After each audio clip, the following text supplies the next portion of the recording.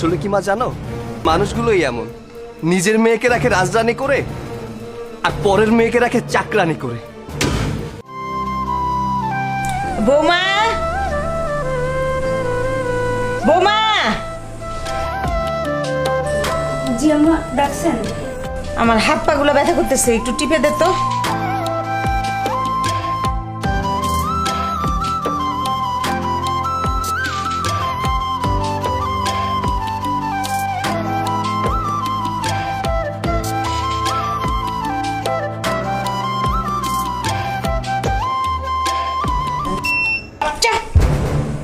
এখানেও কাজের ফাঁকি,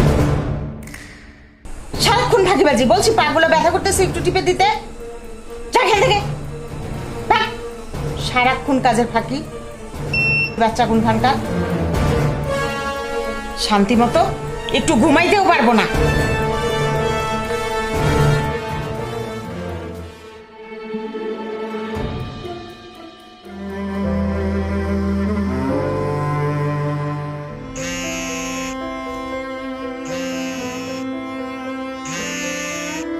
হ্যালো হ্যালো, কেমন আছো তুমি?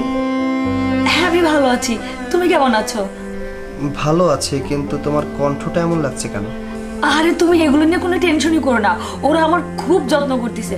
তুমি জানো আমি যদি কোনো খাবারের কথা বলি না, আমি বলার আগেই তারা নিয়ে আসে। তোমার তাদেরকে নিয়ে কোনো টেনশন করতে হবে না, তারা হইছে আমাকে অনেক ভালোবাসতেছে। আচ্ছা ঠিক আছে, নিজের খেয়াল রেখো কেমন? আচ্ছা ঠিক আছে, ভালো থাকো, রাখছি। আচ্ছা রাখছি।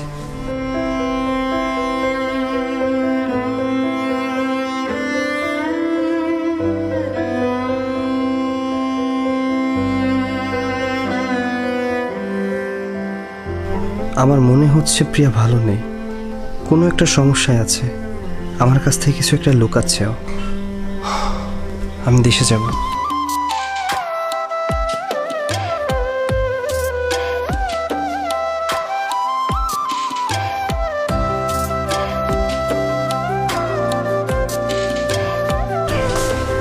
একটু সুযোগ পাইলেই কাজে ফাঁকি, ফাঁকি বাজায় বাচ্চা কথা খায়। বাচ্চা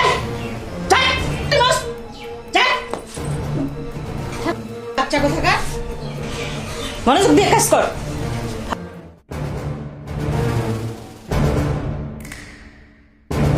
ভাবি ভাবি, ডাকছো আমাকে? ডাকতে ডাকতে আমার গলা ব্যথা হয়ে গেছে। নবদিন এসে বলছে ডাকছো আমাকে। এভাবে কথা বলতেছো কেন? আমি তোমার ভাবি হই, ভদ্রভাবে কথা বলো। আর কিভাবে কথা বলবো? দেখো, আজ যে তোমরা শান্তিতে আছো না, সম্পূর্ণ আমার বাপের বাড়ির টাকা। আর আমার স্বামী যদি আজ এখানে থাকতো, তাহলে তোমরা আমার সাথে এভাবে অত্যাচার করতে পারতে না। ও আজ নেই বলে তোমরা আমার উপরে এত অত্যাচার করতেছো। তোর এত বড় সাহস, এভাবে কথা বলতেছিস? মা, কি রে, কি হয়েছে? এত চিল্লাচ্ছিস কেন? ও এসব কি বলতেছে? ওর বাপের বাড়ির টাকা দিয়ে নাকি আমরা শান্তিতে আছি। কি এত বড় সাহস? হুম হুম, ফাজিলের ঘরে ফাজিল কোন খার? চল তোর আজকে মজা বুঝাইয়া। না বাবা, আমি ভালো নেই,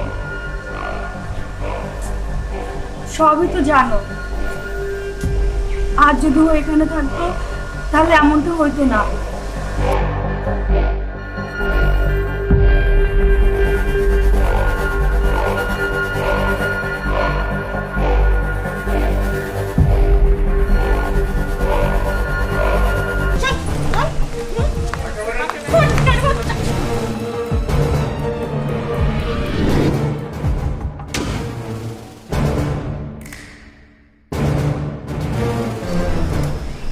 এই তুমি ভালো আছো তাই না? আর মা, মেয়েটাকে বলবে না মানে বাবা, থাক, তোমার আর কিচ্ছু বলতে হবে না, যা বোঝার আমি বুঝে গেছি। যে মেয়েটা দিনের পর দিন কাজের মেয়ের মতো এই বাড়িতে কাজ করে গেছে, সেই মেয়েটাকে তোমরা বউয়ের মর্যাদা কোনোদিন দাওনি।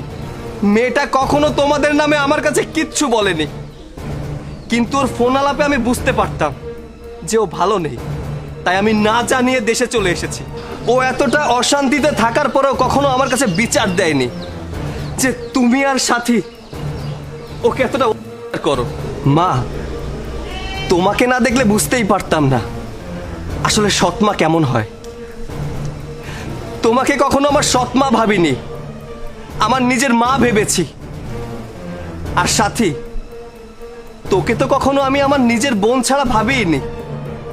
আর তুই তোর ভাবির সাথে এই খারাপ ব্যবহারটা করতে পারলি। আরে তোদের সুখের জন্য আমি সব সময় টাকা পাঠিয়েছি তোদের অ্যাকাউন্টে, আমি আমার বউয়ের অ্যাকাউন্টে কখনো টাকা পাঠাইনি।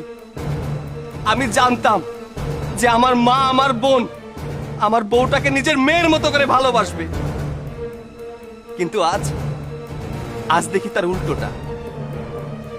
আসলে কি মা জানো, মানুষগুলোই এমন, নিজের মেয়েকে রাখে রাজরানী করে আর পরের মেয়েকে রাখে চাকরানি করে। না মানে বাবা, থাক মা, তোমার আর কিচ্ছু বলতে হবে না, অনেক হয়েছে, আর না। প্রিয়া, আজ থেকে তোমার এই বাড়িতে থাকতে হবে না। চলো, আজ থেকে তোমাকে নিয়ে আমি অনেক দূরে চলে যাব। এই অশান্তিতে তোমাকে আমি আর রাখবো না। তুমি আর তোমার মেয়ে ভালো থেকো, আমরা চলে যাচ্ছি। প্রিয়া, চলো।